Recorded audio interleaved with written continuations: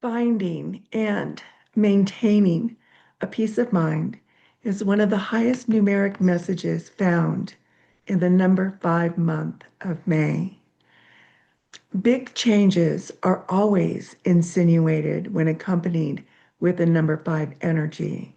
Now, it doesn't necessarily mean the size of the change that this month will reflect, but rather the most beneficial change that one can make with themselves to further their progress on their spiritual journey.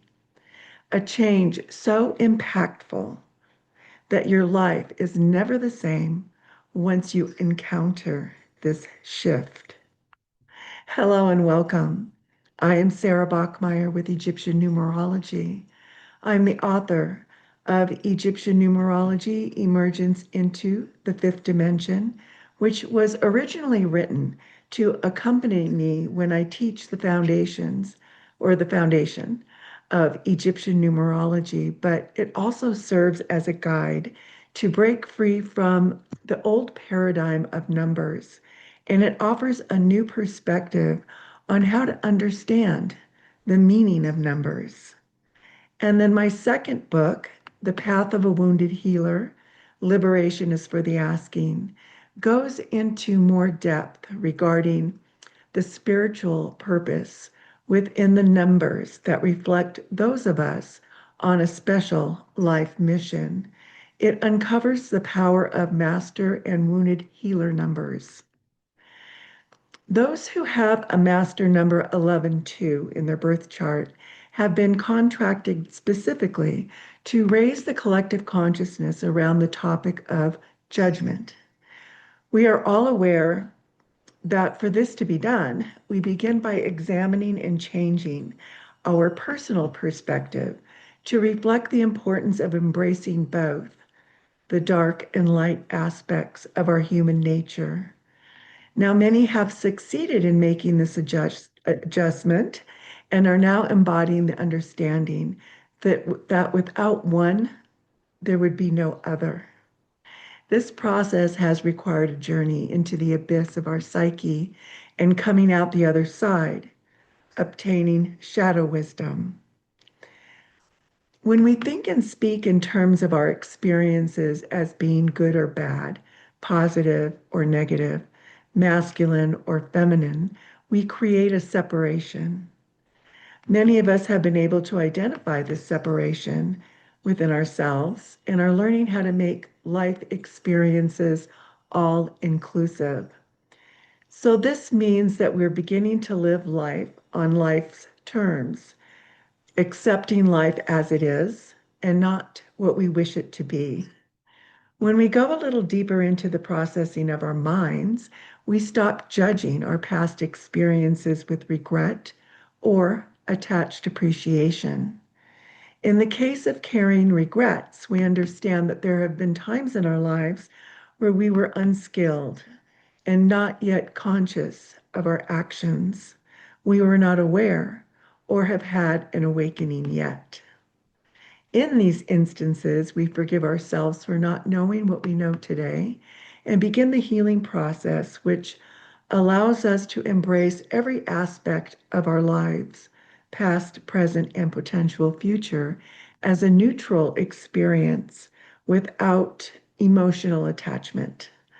Our spiritual journey this month finds us now ready to go deeper into the abyss and gather more information regarding our descent and ascent in healing our inner child and polish our authentic nature.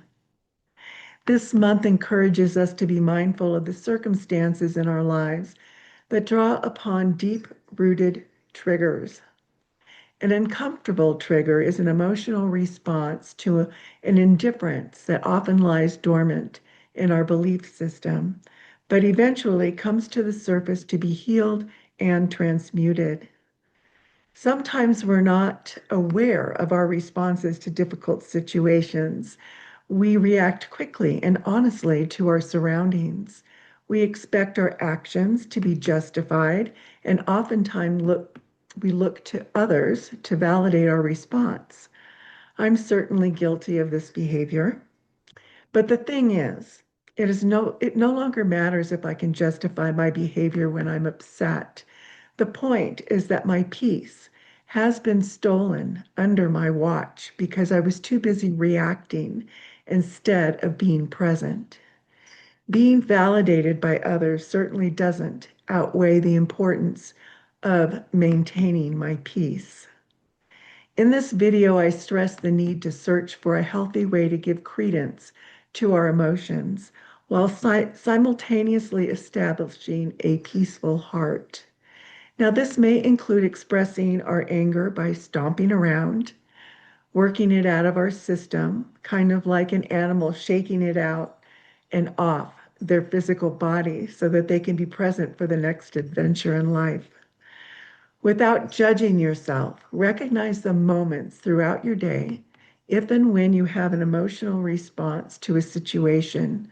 And most commonly, it will be felt as frustration, anger, hurt feelings, regret, jealousy, envy, lack of abundance or fear, disappointment, and really any feeling that you don't recognize that does not feel good to you is a trigger. As we refine our energy field, these emotions can throw us off balance and turn a potentially peaceful day into unnecessary emotional drama. The trick to evolving through these emotional hiccups is to take a moment and revisit the thought or the memory that arose, causing a tumultuous emotional response. Detach yourself emotionally and then revisit these situations as neutral. You can replay them back objectively as though they're happening to someone that you don't know, that you're not emotionally invested in. Every circumstance in our life has a neutral component. It is when we attach an emotional response to these thoughts that we take ownership of the situation and turn it into a puzzle that needs to be solved. It is important to completely feel the emotions that arise and don't invalidate your experience, but allow yourself the opportunity to perceive a situation as neutral, which means it is not positive or negative. It is just a situation, and by itself, it does not hold you captive to an emotional response. You are the vehicle that gives every situation in your life meaning. I am suggesting that you learn to put yourself in a position to experience any situation objectively. When you separate your response from any situation, you give yourself the power to change your reaction. Just because in the past you responded unfavorably doesn't mean that you have to continue repeating the same response. Any uncomfortable memories that plague your mind can be changed instantly when you refuse to continue to respond with negative emotional feedback.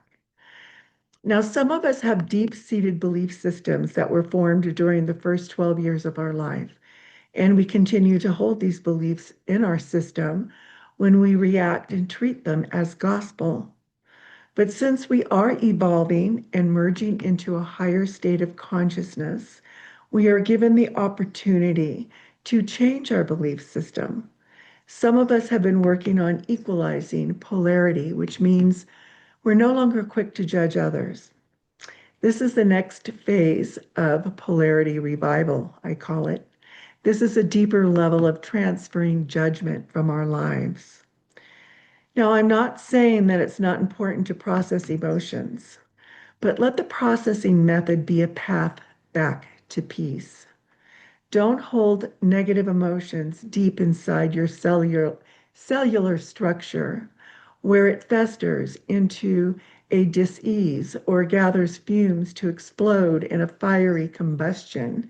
And certainly you do not want to implode your emotions. To implode means to collapse or burst inward violently, unlike an explosion, which forces material outward. An implosion is caused by highly external pressure or internal weakness, causing an object, a system, or an organization to fall inward on itself, often resulting in self-destruction or complete failure. This month is asking to locate your neutral state of emotional, physical, and spiritual well-being.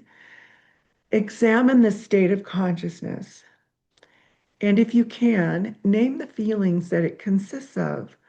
Like I was practicing this myself the other day, and mine felt like a combination of gratitude, joy, source presence, peace, and definitely connection. Now, at first, you may not feel anything, but the more you practice, the stronger this state of consciousness becomes. And eventually, you will visit this state for longer periods of time because it feels so good. When you first start the exercise, it is important to really name and get familiar with your personal state of neutrality. But after reaching the awareness of being in a neutral state, the next step is to stop labeling this newfound freedom, because as you experience more of it, it will expand to include various positive states of consciousness that you couldn't possibly identify all of them. The neutral state of consciousness is your natural state of beingness. And as you raise your energy field, your natural state of being will also change. And this is what you want to see and experience because it is a doorway to your superhuman capabilities. Forgive yourself for burdening your heart with unnecessary emotional bonds and allow yourself to integrate a new way of being in the world that doesn't require emotional heaviness. Now, some people might resist this exercise because they believe that their emotions are who they are and what gives them substance. But this is only partly true, because unprocessed emotions can often dictate the direction of our life path, and interfere with our ability to practice free will. Obtaining the neutral state of mind gives you more options and allows you to balance your body, heart, mind, and spirit. By introducing a neutral state of being in your everyday life, you set the vibration and direction of the path that you want to take. Our mind and emotions are tools to navigate our human experience. But when we've mastered the heart and mind human experiment, we become ready to move forward to the next level. And then we gladly welcome this stage of consciousness and soul evolution.